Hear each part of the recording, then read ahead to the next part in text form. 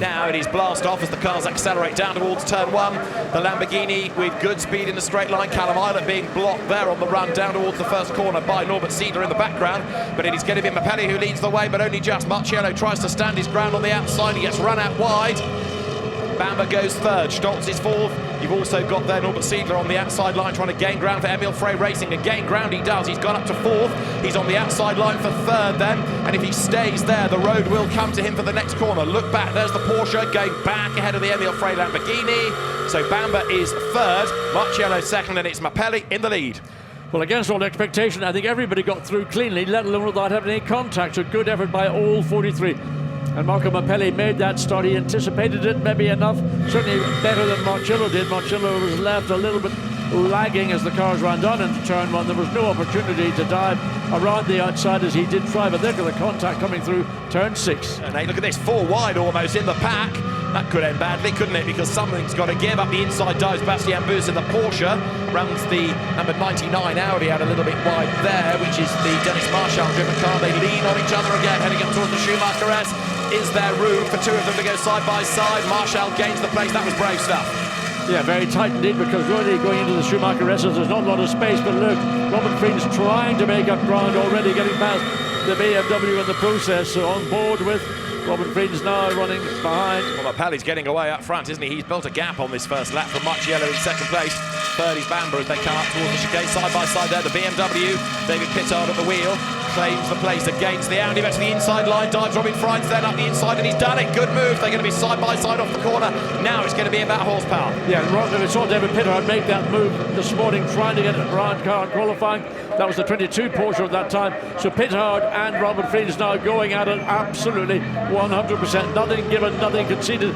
But the Audi's got the inside line coming further over to the left to try and preclude the BMW going around the outside, as it succeeded, or up the inside, I should say, in the S's, but had to concede on the exit. Robin Fried's quick to jump on that slightly slower exit for the BMW. This is a Mercedes circuit. The car was there. Oh, they tabbed the back of the Lamborghini. Oh, dear me, that was a very, very light touch, but that's all it takes. A light touch is as effective as giving it a right old thumping. Yeah. Clemens Schmidt stays on the left-hand side as they come down into the braking zone, but watch what happens now. Well, Robin Fried is very late indeed on the brakes. Can he get it stopped enough without overrunning on the exit? Does a good job in doing that, because he didn't allow Clemens Schmidt to make the undercut and try to get back.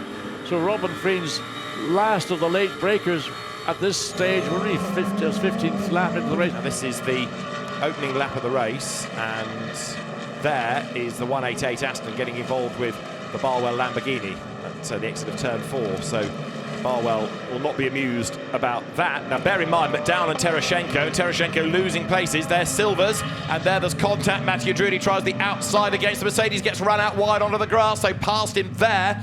Dives number 40 of Nicholas Bourne, who also tries to get around the outside of Tereshchenko, and he gets roughed up for his pains over the curb and through the gravel. Goethe goes through.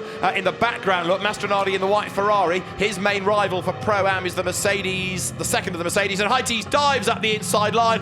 Both run out wide, and through goes Dominic Baumann, and Heighties gets some damage, possibly a puncture for his pains. I think his damaged radiators are there's fluid coming from the back of the car, and well, whatever it was, it certainly was a consequence of that damage. That was a fairly heavy impact on the left rear of the Ferrari. Now Mastronardi, trying to fend off Baumann, has got himself a bit stuck behind Alex McDowell, who gradually has dropped down the order. He's still defending. Which way does the Ferrari go? And here comes Baumann to the outside line. Shows intent, so Mastronardi now trying to attack, gets up the inside of the Aston. He will go through. The Mercedes tries to squeeze by as well, and he's done it, as McDowell got a problem, because there he didn't seem to have anything in retaliation. I think he was just out of position coming into turn 12.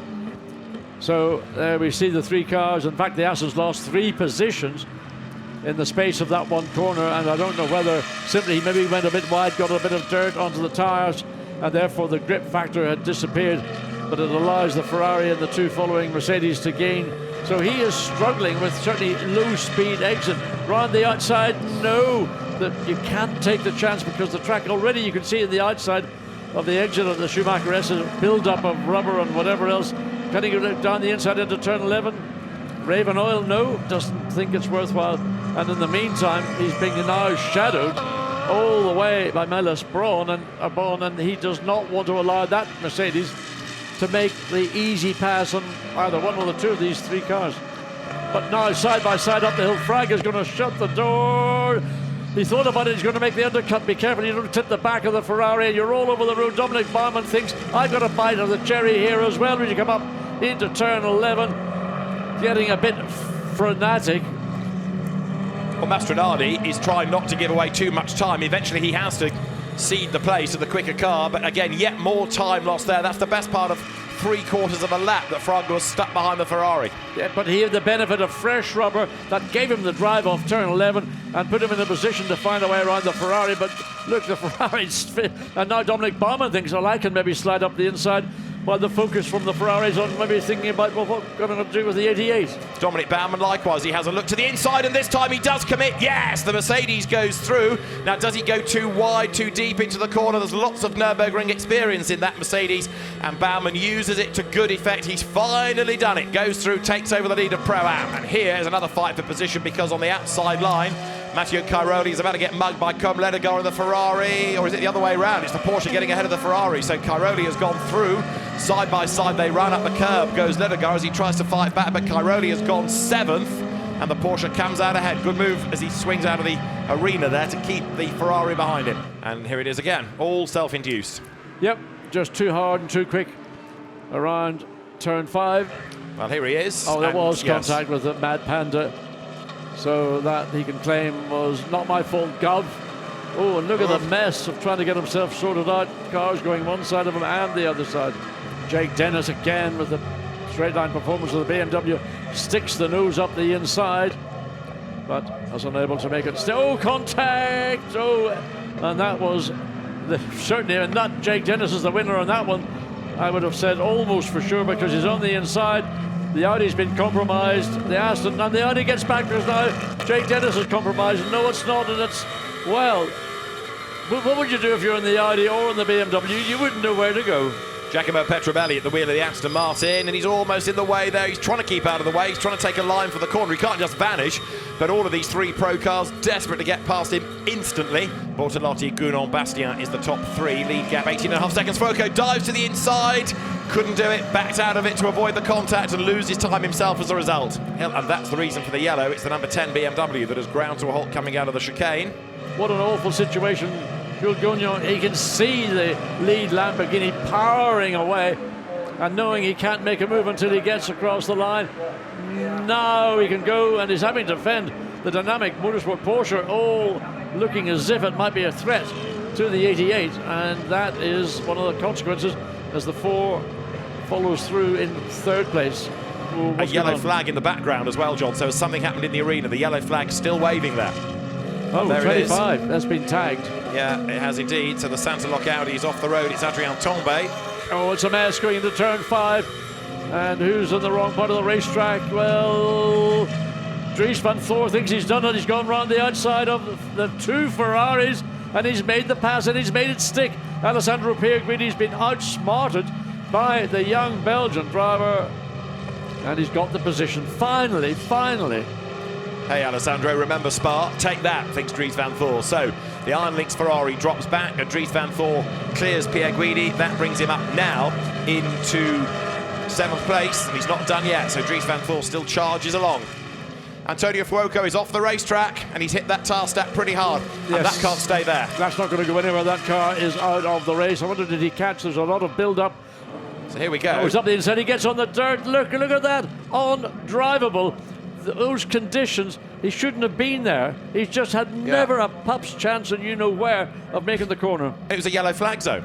They're looking for a way past the Mad Panda. 1 second back, 11 tenths, but he's got a dive bomb him up the inside line, and here comes Bastien doing exactly the same thing. So Gounon goes through, Nico Bastien goes through as well. Further down the field.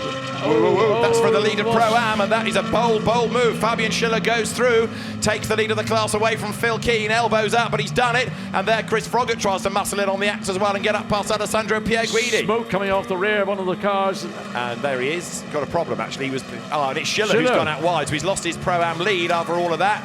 Got on the marbles. At least he controlled it, but he's thrown away the class lead in avoidance, really, of that slow Porsche that had a problem. There it is. It's the Silver Cup leading car, can you believe it? Oh, so round goes Kiko Galbiati's car, Tim Zimmerman's car now, and Zimmerman is in the pits with broken suspension. That car has dominated Silver for the bulk of the day. So over the timing line they go, and a flash of the lights from Gounon now to try to distract Bortolotti down towards turn 1. He's tried everything else, might as well try that. A great win for Mirko Bortolotti, for Andrea Caldarelli, for Marco Mappelli, victorious in round 4 of the Endurance Cup. Jules Gounon second, with Felipe Fraga and Raffaele Marciello, and third in the background, Nico Bastian brings the car home. Well, let's have a look at the provisional result. There might be a few more things for race control to look at, but Mirko Bortolotti, Marco Mappelli and Andrea Caldarelli take the win from Raffaele Marciello, Felipe Fraga and Jules Gounon, and then Maro Engel, Luca Stolz and Nico Bastian home in third. Fourth, Norbert Siedler with Giacomo Altway and Albert Costa, ahead of the sister car of Costa Lapalainen, Luca Giotto and Arthur Rougier. Combined championship of sprint and endurance. This is the situation. Dries van Thor and Charles Weerts are already crowned as the champions. Outright from Raffaele Marciello, who lies second at the moment, and Nicholas Nielsen, Alessandro Pierguidi, and then Côme Ledegaard still. Mirko Bortolotti, Marco Mappelli and Andrea Caldarelli win round 4 of the Fanatec GT World Challenge Europe, powered by AWS Endurance Cup here at the Nürburgring. Drivers pose for the photographs, trophies aloft, and the champagne awaits then for the team, along with Stefano Costatini and Phil Keane take honours.